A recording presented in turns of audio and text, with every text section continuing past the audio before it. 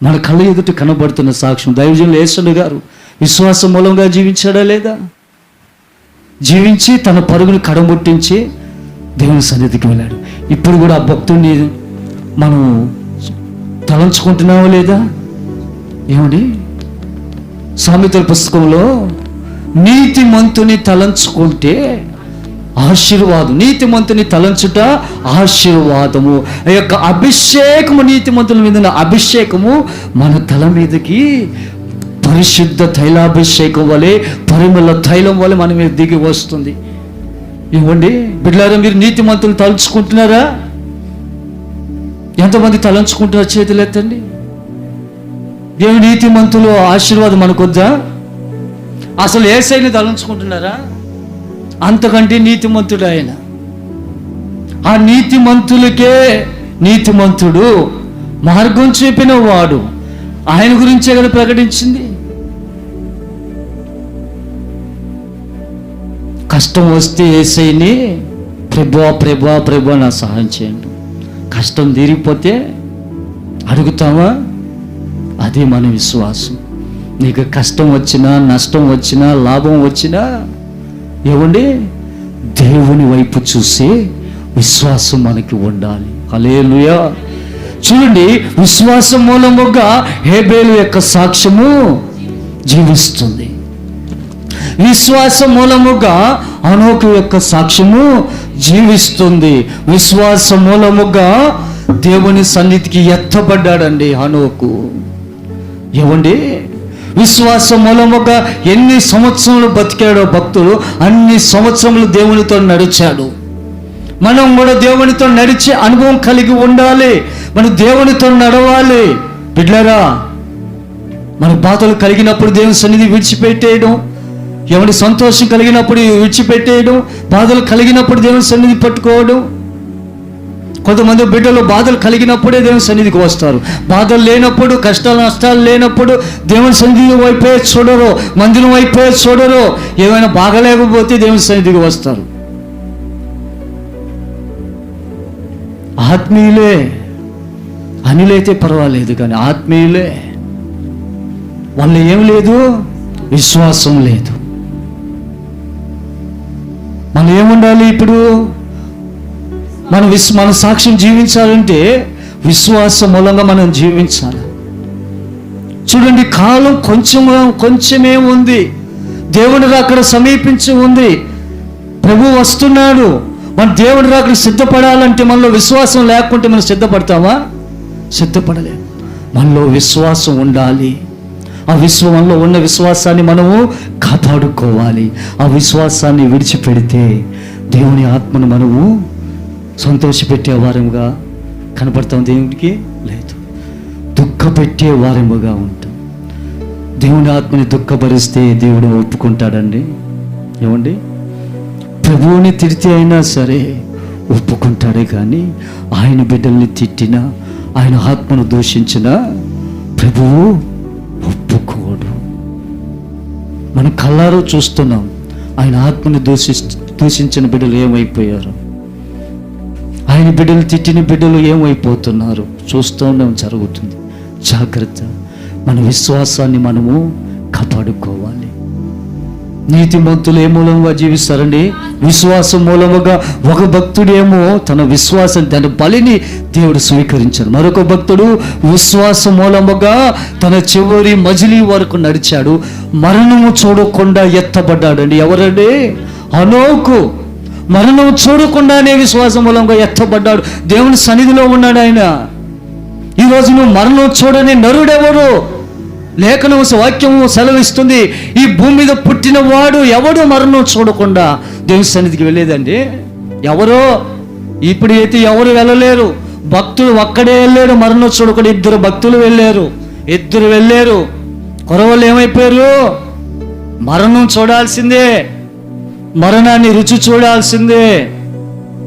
మరణం చూడని నరుడెవరు? స్త్రీ అయినా, పురుషుడైనా, చిన్న బిడ్డలైనా, పుట్టే బిడ్డ అయినా మరణం రుచి చూడాల్సిందే. దేని వలన? విశ్వాసాన్ని విడిచిపెట్టడం వలన. విశ్వాసాన్ని విడిచిపెట్టడం వలన హవ్వ విశ్వాసాన్ని విడిచిపెట్టింది, ఆదాము విశ్వాసాన్ని పెట్టినందు వలన ఏం చూశారండి? వారిలోంచి ఏం వెళ్ళిపోయింది? పక్కకి దేవుని ఆత్మ పక్కకు వెళ్ళిపోయింది, దేవుని ప్రభావం పక్కకు వెళ్ళిపోయింది. దానికి బదులుగా ఏం వచ్చింది? వారి మీదకి శాపం దిగి వచ్చింది. ఆ శాపం నేటి వరకు మన మీద పరిపాలన చేస్తుంది. ప్రభు మన మధ్యకు వచ్చి మన కొరకు ప్రాణం పెట్టి కలవరిశిలో 3 మ్రేకుల మధ్యలో వేలాడి మన కొరకు రక్తం కాచి అని రక్తం ఇచ్చి ఈ యొక్క పాప నివారణ ప్రాయశ్చిత్తం చేశాడు ప్రభు. ఈరోజు మనం ధారాళముగా దేవుని నామాన్ని ప్రకటిస్తూ ఆయనకి మొరపెడుతున్నామంటే ఇది ఎవరు పెట్టిన భిక్ష అండి? యేసయ్య పెట్టిన భిక్ష, సాక్షాత్తు దేవుడు పెట్టిన భిక్ష. ఆయన భిక్షలో బతుకుతున్న మనము దేవునికి లోబడాలా, లోబడకుండా జీవించాలా? దేవుని మీద విశ్వాసం ఉంచాలా, విశ్వాసం ఉంచకూడదా? విశ్వాసం ఉంచేది నీవే, విశ్వాసాన్ని విడిచిపెట్టేది కూడా మనమే. జాగ్రత్త. ఏ పరిస్థితుల్లో కూడా విశ్వాసం విడిచిపెట్టకూడదు.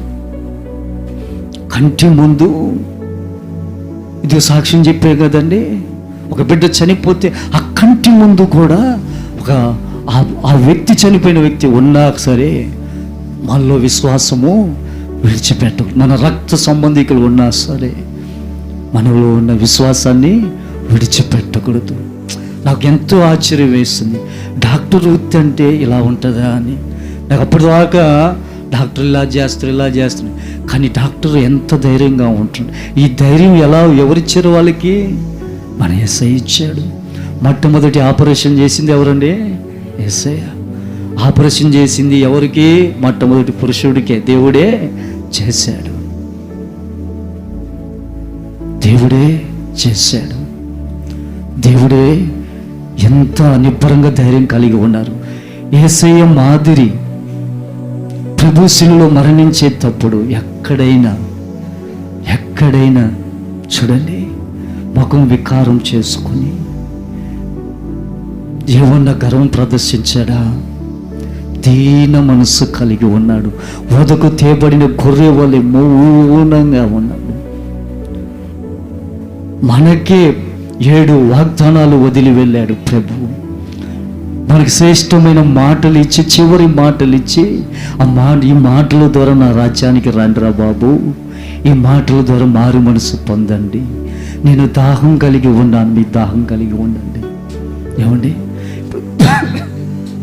నేను విశ్వాసం కలిగి ఉన్నాను, మీరు కూడా విశ్వాసం కలిగి ఉండండి. నేను నిరీక్షణ కలిగి ఉన్నాను, మీరు కూడా నిరీక్షణ కలిగి ఉండండి. నేను ఓపికతో నా పరుగును కడముట్టించుతున్నాను, మీరు కూడా ఓపిక కలిగి మీ పరుగును కడముట్టించండి.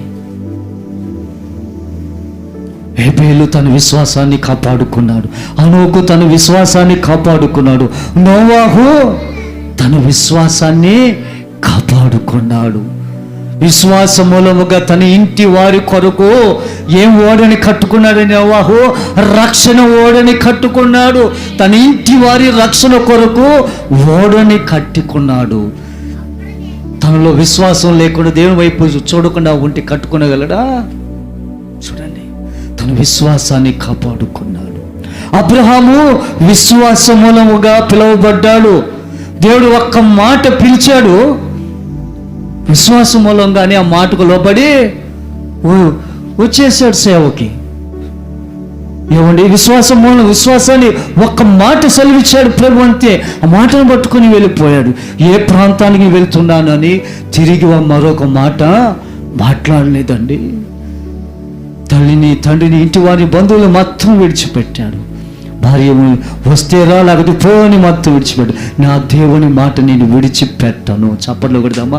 హల్లెలూయా. ఈరోజు నువ్వు ఏ మాటని విడిచిపెట్టకుండా ఉండాలి? దేవుని మాట అనగా దేవుని వాక్యాన్ని. నీ వాక్యాన్ని విడిచిపెడితే దేవుని సన్నిధికి దూరం అయిపోతావు. నువ్వు వాక్యాన్ని విడిచిపెట్టుకొని నీ హృదయంలో పెట్టుకొని వాక్య ప్రకారం నడిస్తే రేపు విశ్వాస మూలముగా జీవిస్తావు. నీ సాక్ష్యం, నా సాక్ష్యాన్ని దేవుడు ఏం చేస్తాడండి? గొప్ప చేస్తారు.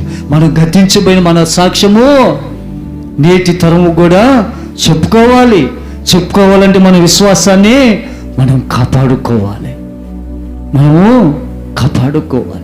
జాగ్రత్త. ప్రియమైన దేవుని బిడ్డలారా, నీతిమంతుడు ఏ మూలముగా జీవిస్తాడు? ఏమండి? విశ్వాసము అనగా మనలో ఏం కాపాడుకోవాలి?